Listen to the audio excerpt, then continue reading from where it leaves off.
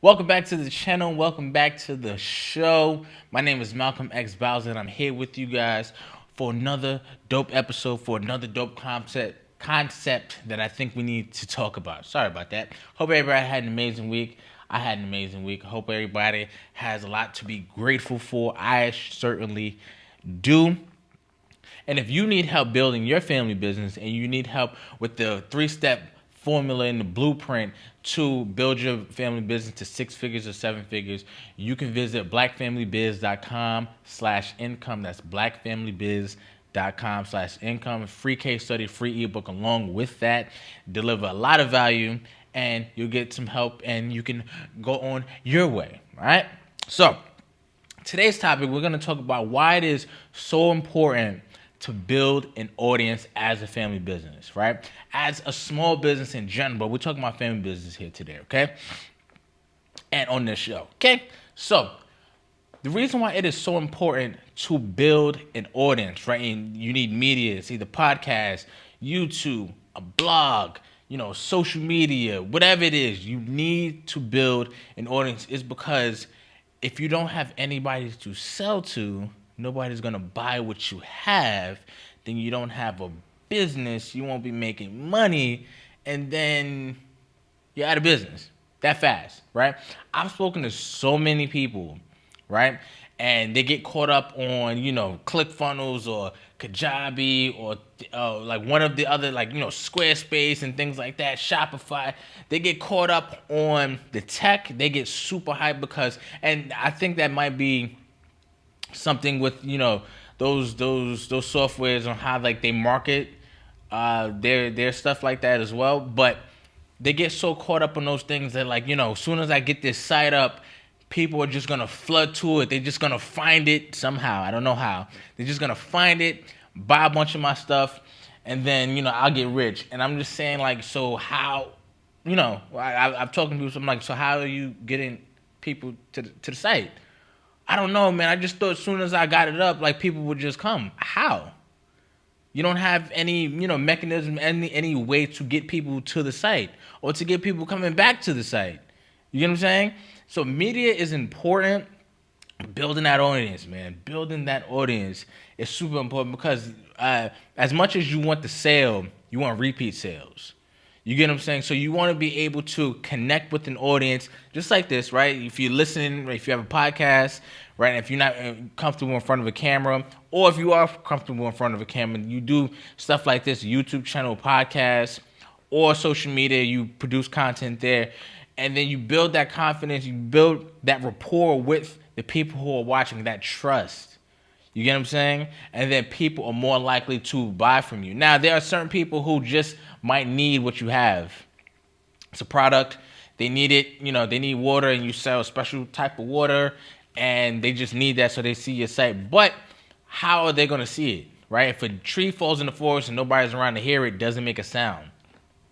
You get what I'm saying? So you have to figure out a way to leverage these free platforms, right? You can start a YouTube channel for free on your phone, right? If you have an iPhone, very clear camera, get a $30 stand for it, turn it landscape wise, have it facing you, make some content speaking to the camera, do it as many times as you may need. I'll be needing 3 or 4 takes to even get this show up. I'm not even gonna lie to you. I'm not even gonna front. You know what I'm saying? I might look like I've been doing this a long time, and I have, but I still need, practice, and I still need to edit. You know what I'm saying? But sometimes starting out, you might not be able to do that. Just put it up. Just go for it. You need to be able to build an audience so they can see what you have, so they can build that trust in you, so they can kind of feel like they know you, and then it's way easier to part with their money from at that point. Way easier. And you want them to come back. Not because you just want their money, but you want to build that community. There is a few big entrepreneurs and like gurus, Ryan Daniel Moran, who runs capitalism.com, really good podcast, Gary Vee, other people like that, and they have talked about now, before you had to look at a business when it came, run the business as product, revenue, and things like that. Now you have to look at community, right? You have to build a community if you want a long-lasting business.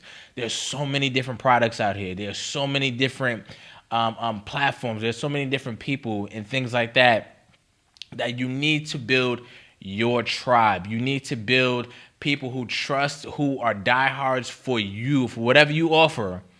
Whatever you offer, if it's shea butter, you need people to love your shea butter so much that they're telling other people to get it. You get what I'm saying? You need that type of community, and the only way you do that is by building an audience. The only way you do that.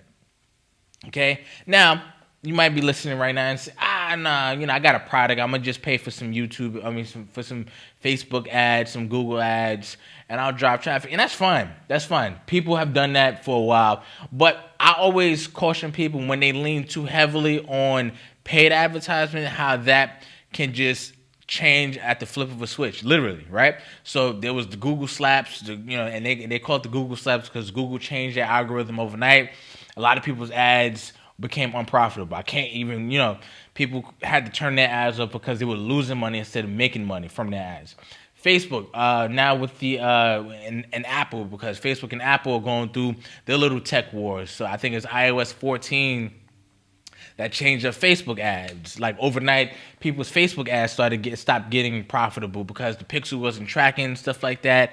It's a long thing, but you never want to rely too heavily, I think, on both, right? You never want to rely too heavily on organic because the YouTube algorithm could change overnight and people won't see this, or, podcasting and things like that. Like, you never want to rely too heavily on one thing. You want to have a healthy mix of both. And the only way you do that is by building an audience. You want to have free content that your paid ads can point to free content. You get what I'm saying? And once that happens, that builds trust. You want to be able to deliver real value on a free platform. And then once you do that, it's way easier to sell somebody something, whatever it is. But you want to be able to build that trust. You want to be able to build that audience, that tribe. 2 really good books that I would recommend. Superfans by Pat Flynn. He talks about the same thing I'm talking about. Building, not subscribers, not just customers, but super fans, people who buy anything that you will put out. The other book that I recommend is called Oversubscribed by Daniel Crosby, I think, or Daniel Presley. I forget the guy's name, but really good book. So check that out as well. And he talks about these same things, how to become oversubscribed, how to become super in demand with what you offer and what you sell. Now, I've spoken about this principle of the 1,000 true fans, right? A lot, right? And I talk about this because I want to show how important it is and how beneficial it can be to you, even if you are a small business or small creator, to build that fan base. Now, there is a concept of 1,000 true fans that if you have 1,000 true fans, whatever you do, you'll be able to make a living, right? Now, depending on what you sell, that might, if you have like 4 people on your team that you're all trying to pay, you have 4 employees and things like that, and you sell something really cheap and you get 1,000 people to buy it, it doesn't really hit the same. But hear me out, okay? You have 1,000 people and they all spend $100 with you over the course of a year. How much is that? $100,000, right? 6 figures, right? So you have to figure out how to build that audience. And once that audience is matched with your product, boom, right? You have built something amazing, right? So you really want to take your time and build your audience. And I know there's some people, because there's some people who are a little older and they're not really well versed in media, and they're not really well versed in social media and YouTube and podcasting, all the tech stuff. But I really want you to really consider taking your time and picking a platform that you can really go into, if it's podcasting, if it's YouTube, if it's both, if it's blogging, whatever it is, because then you can leverage that audience, and depending on what field you're in, what niche you're in, you can create a membership. We've have a membership here. We made over $250,000 with our membership, and we don't charge more than $5 a month. And we charge $50 for the year, but we made over $250,000. That's amazing. You get what I'm saying? And because we've leveraged our audience, you get what I'm saying? We have more than 1,000 true fans at this point. I'm talking about with the podcast that I do with my dad. But you see the point. You know what I'm saying? You see how this can be beneficial. Now with building that audience, you build an email list, and that email list is a built-in pipeline for you to be able to sell whatever it is you have. Okay, what I'm saying? So if you have a new t-shirt line that you have coming out, right, or a new design, you can launch it to your list first, and then they'll be the ones. You won't get everybody to buy because, everybody just doesn't. But you'll get a lot of your first initial sales from that. If you have an online course, you launch it to your list first. You get what I'm saying?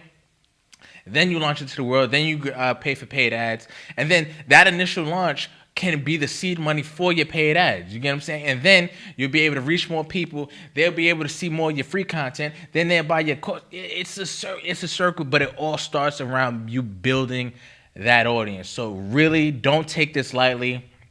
I'm super passionate about this because the podcast that I built with my dad, we've taken our time to build that audience, and we're really serious about it, and we're really serious about them. Like, we never want to lead them in the wrong direction. People want to come on and advertise on our show all the time, and we see the product and we see the person, and if we don't feel like we can trust them, we don't even allow them to advertise to our audience, because that's how much we care about our audience. That's how much we're grateful for our audience. You get what I'm saying? And I never want to do that with you guys who are listening right now, because you are becoming a part of my audience as well. So I don't take that lightly. And I don't think in your business with whatever business that you're trying to build, never take that lightly. You always take building an audience super serious, because they are the lifeline of that business. Okay? So with that being said, my name is Malcolm. Thank you again for joining me here. Like I said, if you need more help building your family business, you can visit blackfamilybiz.com/income. You get a free case study plus a free ebook on the 3-step system, the Black Business Formula to growing to 6 figures or to 7. And you're going to see our strategy, step-by-step strategy. I'm going to give it straight to you on how we're doing it as well. And we do it every day.